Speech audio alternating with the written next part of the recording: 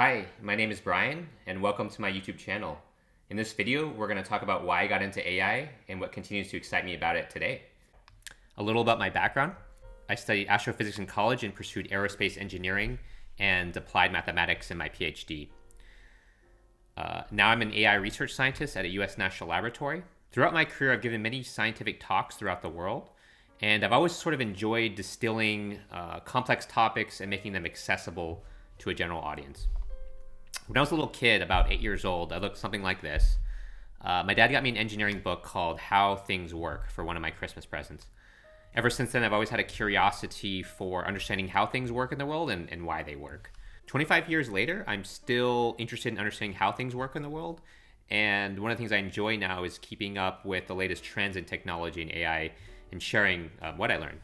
So I'm very optimistic and bullish about the value that AI can bring to society if implemented under appropriate safeguards. In this video, I want to tell you about some of the recent developments in AI that I find exciting. Let's dive in. In the latter part of 2020, sort of in the heat of the pandemic, internet tech really started to boom because everyone was indoors and consuming a lot of internet content. They were on TikTok, they were on Instagram, they were reading the news, and all this data was sort of generated, and so companies really started to implement AI at a very large scale to make better recommendation algorithms. At the same time, Cruise and Waymo secured permits from the DMV, and they were authorized to test driverless cars on the streets of San Francisco. Of course, these self-driving cars are using AI to detect AI in their camera systems and LiDAR systems to detect what's on the road and pedestrians and whatnot. And I think obviously self-driving cars is sort of like a science fiction dream, right? Of just sort of having a robot taxi pick you up and take you from point A to point B. I think obviously in the future, one day we probably won't be driving. We'll probably just call an app, kind of like Uber and Lyft, but they would just not be a human driving. I'm a scientist and I fancy science, so also in this time, Google's DeepMind developed AlphaFold 2, which was basically an AI-based algorithm that was able to predict the protein's three-dimensional structure given just the amino acid sequence. And sort of biologists and physicists have been working in this problem for maybe 50 years, and it was finally kind of pretty much solved by Google DeepMind. So really cool sort of tech there. These sort of developments inspired me, and I was doing computational physics and applied mathematics at that time and mechanical engineering, and I realized that I really wanted to sort of learn the data science and machine learning because this was the stuff that was really powering the world now, and so that really had a big impact on me. It wasn't, however, until the middle of 2022, I believe, when AI really spread across the world. The release of OpenAI's DALL-E 2 basically was able to create realistic art from text descriptions, and this sort of really generated a lot of buzz. Their Instagram page here, these are some of the images they've obviously developed, but yeah, this was in 2022. This was sort of really popular, and this really sort of put AI on the map for a lot of people. And I remember looking at these images and just seeing, wow, like graphic designers, you're gonna have to watch out. So later in November of 2022, ChatGPT was released. And in case you've been sort of living under a rock, it's a powerful chatbot that understands human language. You can talk to it. It became sort of an internet sensation, and one of the fastest, growing. It was the fastest growing app in history, right? You look at this chart here. It just took 2 months to get 100 million users compared to, Instagram and TikTok and whatnot. So ChatGPT, I'm on the OpenAI's GPT page here, and ChatGPT and GPT, it passed the bar exam, it passed the LSAT, the SAT, the GRE, even some of the AP tests. Really impressive. Say I'm using ChatGPT right now to help me learn Spanish, so I can say quiz me on the top phrases in Spanish. And then, show me the phrases, and then now show me the answers, and it'll give me the answers now.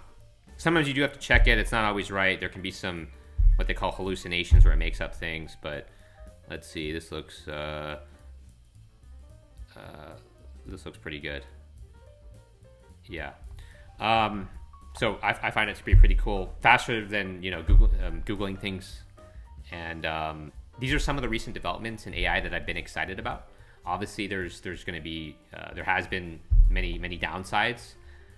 Obviously, there's been polarization, mental health challenges with social media, biases in skin detection algorithms, spread of disinformation and misinformation, inaccurate medical or emotional device. These are definitely things to worry about and be concerned about. And one thing I'm also particularly worried about is, with these sort of AI technologies and it talking like a human, you could just imagine, bots, being sort of outnumbering humans at some point in terms of generating content and, just trolling us on Twitter and whatnot. Like, definitely at some point, maybe we're gonna have an issue of AIs talking to AIs and all that. So we're gonna have to. There's definitely challenges that we're gonna have to overcome. But despite all that, I'm optimistic as a society that we'll be able to overcome these challenges. That's par for the course for when new transformative technology comes out, and I think we'll survive. So what's the future of AI, and where is this all going? In the short term, we're gonna have much more intelligent audio chatbots than Amazon Alexa, Google's Assistant, or Siri. In comparison, those technologies were really dumb. And pretty soon we'll be able to see like these sort of ChatGPT like technologies on your phone, on your computer, and maybe even in your home, kind of like a virtual assistant. I think of like Jarvis and Iron Man, and GPT-4 was just released,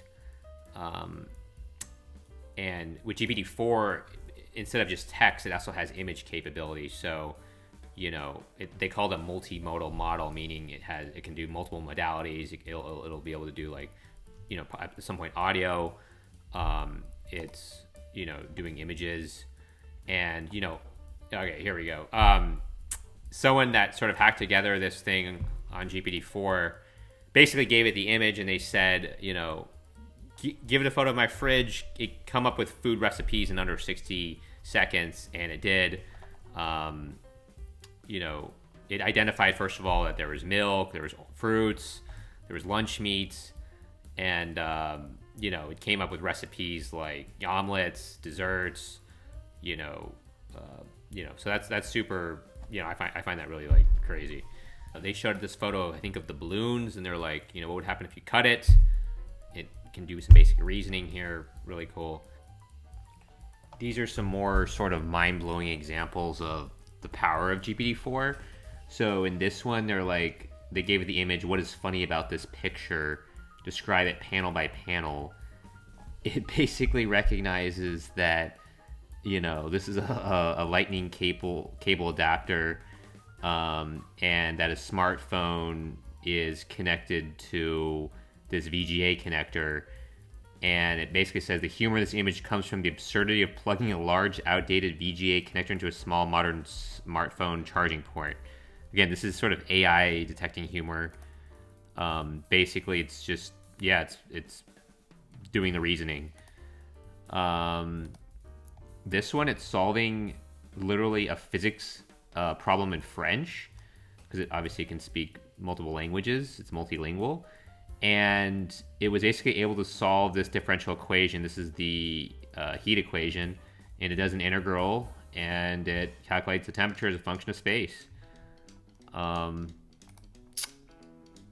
They asked it, what is unusual about this image? It says, the unusual thing about this image is that a man is ironing clothes on an ironing board attached to the roof of a moving taxi. So it even, can detect like humor. It knows like what's normal and what's not. This one, they gave it literally the paper about itself. So this is literally like the paper describing instruct GPT, and it's asking to summarize its own paper. So it's kind of meta.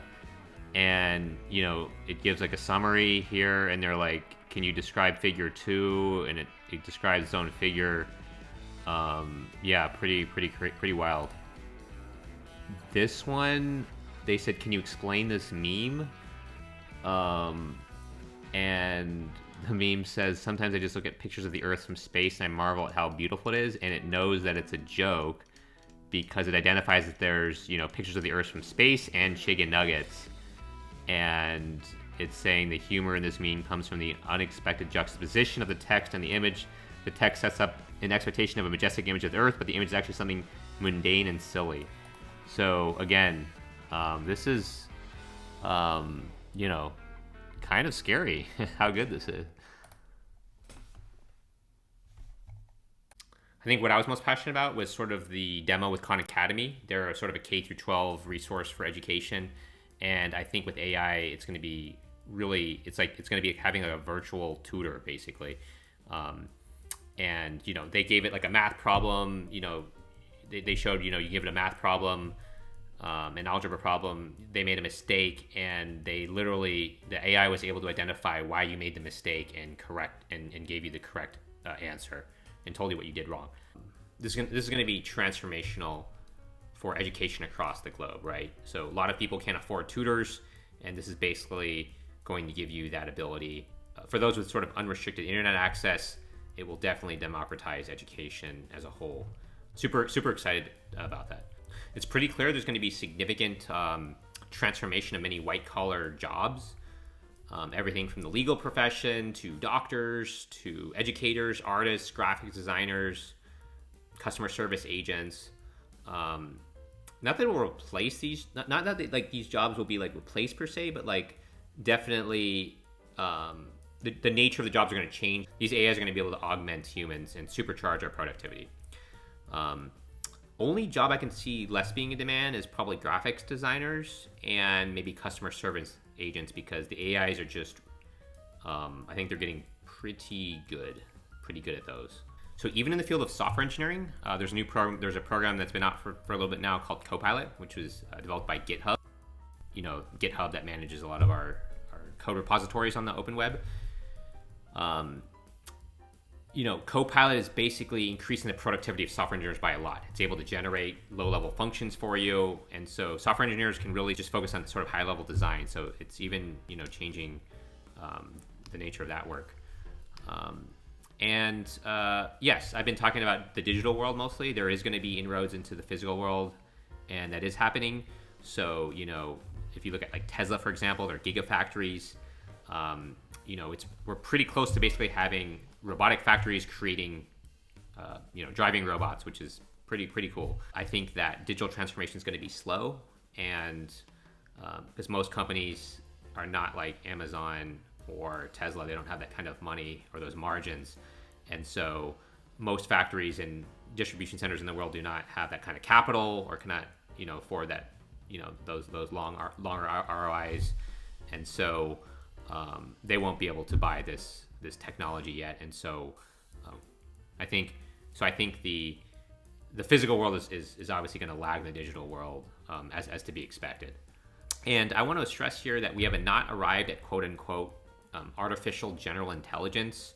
They call sort of AGI for short. The current state-of-the-art models exhibit, you know, this reasoning ability that I showed you, but they can only do specialized tasks they were trained to do. For example, if we somehow gave the controls of your car to ChatGPT, it would not be able to learn how to drive. It was not sort of trained to do that. Obviously, our AIs currently are still missing something fundamental, whereas like humans have this sort of magical ability to transfer our knowledge to new things. A high schooler with no driving experience but 16 years of life experience is able to learn how to drive a car in 30 hours. That's not something any AI system can presently do. I guess there's probably something special about our brain. You see, 2D hardware that our AI is trained on is not exactly our 3D wetware. And I think, you know, over time, you know, we talk a lot about sort of software algorithms, but I think over time, the billion-dollar question is going to be, what is the secret sauce of our brains? What about our neural networks give rise to general intelligence? So that's all. I hope you enjoyed this video. I gave a rapid-fire overview of my thoughts on some of the recent developments in AI that I find exciting. If you want to see more, please like and subscribe, and definitely let me know in the comments below what you'd like to see more of. Do you want to see more trends and high-level overviews of where I think AI is going, or do you want me to sort of deep dive into individual things and learn more about specifics? Thanks.